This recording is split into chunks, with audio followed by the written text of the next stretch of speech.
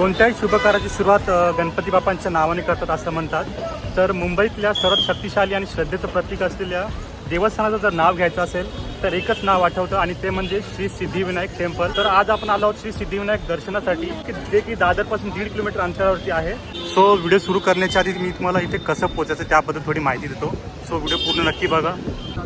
तर आता आपण मुंबईमधील सर्वात व्यस्त स्थानकांपैकी एक दादर स्टेशनला उतरलो आहे. इथं उतरल्यावर आपल्याला सर्वात मोठ्या ब्रिजवर चढायचं आहे आणि याच ब्रिजवरून पश्चिमी दिशेला जाणाऱ्या म्हणजेच वेस्टला उतरायचं आहे. तर आता आपण ब्रिजवरनं खाली उतरलो आहे आणि हा जो मेन रोडचा ब्रिज आहे इथनं खाली उतरून आपल्याला इथे यायचं आहे. आणि या साईडला तुम्हाला दिसत असेल राईट साईडला टॅक्सी लागलेल्या आहेत आणि इथे या साईडला बसच्या लाईन लागलेल्या आहेत. सो इथे जी लाईन आहे ही टॅक्सीसाठी आहे जी सिद्धिविनायकडे जाते. सो आपण या ब्रिजवरून खाली उतरलो होतो. हे बघा आहे समोरचं ब्रिज. इथून खाली उतरून आपण हा ब्रिज क्रॉस करून इथे आलो आहे आणि इथे आता लाईनला लागलो आहे. इथून टॅक्सी आपल्याला सिद्धिविनायककडे नेतील. तर जसं आपण दादर स्टेशनवरून निघतो टॅक्सीमधून आपल्याला रस्त्यात जाताना एकदम सुंदर व्ह्यू बघायला मिळतील.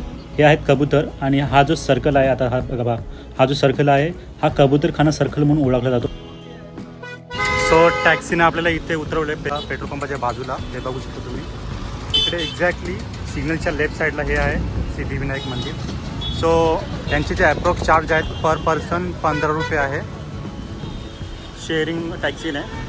नंतर तुम्हाला जाताना सुद्धा रिटर्न इथूनच तुम्हाला टॅक्सी मिळेल. इथून किंवा या साईडने दादरसाठी पुन्हा तुम्हाला टॅक्सी मिळून जातील. पाऊस चालू आहे. मंदिर बघायला छान दिसतं. सो आता आपण बाहेरच्या लाईनीमधून आलो आहे. इथे सगळ्यात पहिले चेकिंग होते. लेडीज आणि जेंट्सची वेगळी लाईन लागते चेकिंगसाठी. नंतर आपल्याला आतमध्ये सोडण्यात येतं. इथून आता पुढे गेल्यावरती मंदिरामध्ये आपल्याला वेगळी लाईन भेटेल. हे बघा हे आहे मंदिर.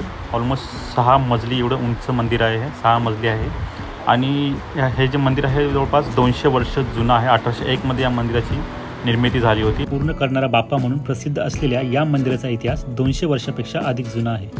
इथे आलेल्या भक्तांच्या इच्छा पूर्ण होतात अशी श्रद्धा आहे. या मंदिराची मूर्ती आणि बाणगंगा परिसरातील गणपतीची मूर्ती एकसारखी आहे. दोन्ही मूर्ती एकाच मूर्तिकाराने साकारलेल्या असाव्यात असं मानलं जातं.